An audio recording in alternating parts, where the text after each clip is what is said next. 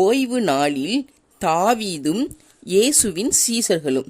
ஒரு ஓய்வு நாளில் ஏசப்பா தம்முடைய சீசர்களோடு பயிர் வழியா போய்கிட்டே இருப்பாங்க.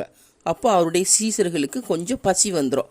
ஒன்று அவங்க என்ன பண்ணுவாங்கன்னா, தங்கள் கையால் அந்த பயிரை அப்படியே பறித்து வாயில் போட்டு சாப்பிட்டுக்கிட்டே போய்கிட்டு இருப்பாங்க.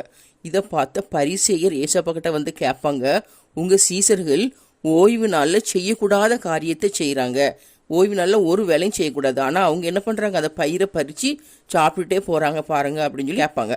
உடனே ஏசப்பா அவங்களுக்கு பதில் சொல்லுவாங்க. என்ன பதில் சொல்லுவாங்கன்னா, தாவீது காலத்தில் நடந்த ஒரு சம்பவத்தை பதிலாக சொல்கிறாங்க.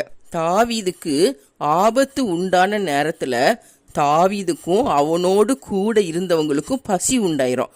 உடனே தாவீதும் அவனோடு கூட இருந்தவங்களும் எங்கே போகிறாங்கன்னா, தேவாலயத்துக்கு போகிறாங்க. அந்த தேவாலயத்தில் யார் பிரதான ஆசாரியனாட்டி இருந்தாருன்னா அபியத்தார். அப்போ தாவீதும் அவனோடு கூட இருந்தவங்களும் அபியத்தார்கிட்ட போய், இப்படி நாங்கள் ஆபத்தில் இருக்கோம், இப்போ ரொம்ப பசியாக இருக்குது, எங்களுக்கு காப்பாற்றுங்கன்னு சொல்லி போய் கேட்குறாங்க.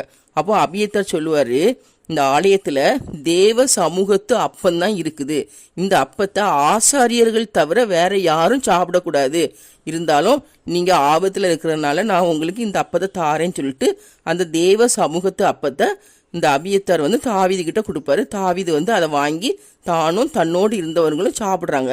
இந்த பரிசுத்த அப்பத்தை வேற யாரும் சாப்பிடக்கூடாது, ஆசாரியர்கள் மட்டும் சாப்பிடணும். ஆனால் ஆபத்து காலத்தில் தாவீதும் அவனோடு கூட இருந்தவங்களும் அந்த தேவ சமூகத்து அப்பத்தை வாங்கி சாப்பிட்றாங்க அப்படின்னு சொல்லி ஏசப்பா அந்த பரிசேயருக்கு பதில் சொல்றாங்க.